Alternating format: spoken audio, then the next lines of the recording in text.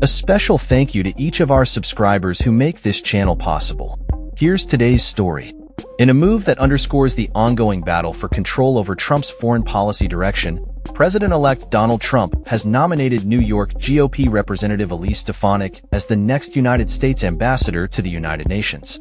This nomination marks one of the first significant appointments made by Trump following his recent election victory, signaling a clear alignment with hardline hawks within the Republican Party.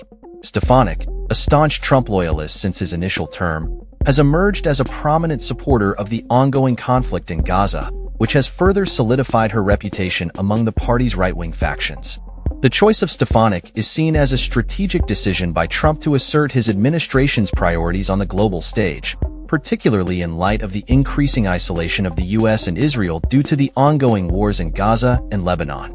At just 40 years old, Stefanik has been viewed as a rising star in the Republican Party since her election to Congress in 2014, where she made history as the youngest woman ever elected. Her political background includes roles at the Hardline Foundation for Defense of Democracies and the Foreign Policy Initiative, both of which are known for their hawkish stances on international relations.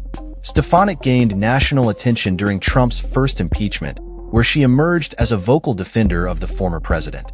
Her nomination to the UN is widely interpreted as a reward for her unwavering loyalty, despite her lack of formal experience in international diplomacy or relations. Observers suggest that her appointment aligns with a broader strategy of confrontation rather than cooperation, reminiscent of past Republican appointments like Jeane Kirkpatrick under Reagan and John Bolton under George W. Bush.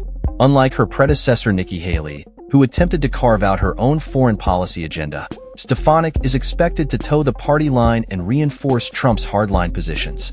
Her confirmation by the Senate is anticipated to be smooth, given the Republican majority in the chamber, and she is unlikely to encounter significant opposition. Throughout her tenure in Congress, Stefanik has been a fierce critic of the United Nations, often labeling the institution as anti-Semitic for allowing Palestinians to voice their grievances. She has also condemned the Biden administration for failing to combat anti-Semitism within the UN. Furthermore, her efforts to discredit anti-war protests on college campuses and calls for cutting funding to UN agencies that aid Palestinian civilians highlight her extreme anti-Palestinian stance. Stefanik's opposition to the Iran nuclear deal and her support for a maximum pressure campaign against Iran further align her with the hardline foreign policy approach favored by Trump and his allies. While ambassadors to the UN typically have limited influence over policy, Stefanik's nomination suggests a more aggressive stance towards Iran and a continuation of confrontational tactics on the international stage. The announcement of her nomination comes alongside the news that former Secretary of State Mike Pompeo and former UN Ambassador Nikki Haley will not be returning to the new administration, indicating a shift in personnel but a consistent adherence to hardline policies. In the context of Trump's administration, the choice of Stefanik could have significant implications for U.S. foreign relations moving forward. As the political landscape shifts under Trump's leadership, many in the political community are expressing a mix of concern and determination. The appointment of Stefanik has sparked fears regarding the administration's approach to international diplomacy, particularly in relation to Israel and Palestine, and the potential for increased tensions in the Middle East. In light of these developments, the Truth Out community has voiced a collective sense of rage, confusion, and fear, recognizing the urgent need for action and resistance against what they perceive as a fascist agenda. The community emphasizes the importance of journalism as a tool for truth-telling in the face of rising authoritarianism. As they prepare to confront the challenges ahead, they call for solidarity and support for their efforts to document and resist the policies of the new administration.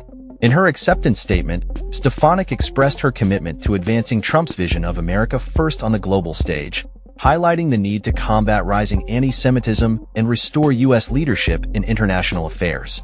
As she prepares for confirmation, the implications of her nomination are likely to resonate throughout the political landscape, as both supporters and critics brace for the impact of her policies at the United Nations. As the nation grapples with the realities of a Trump presidency, the nomination of Elise Stefanik serves as a stark reminder of the ideological battles that lie ahead and the potential consequences for U.S. foreign policy in the coming years.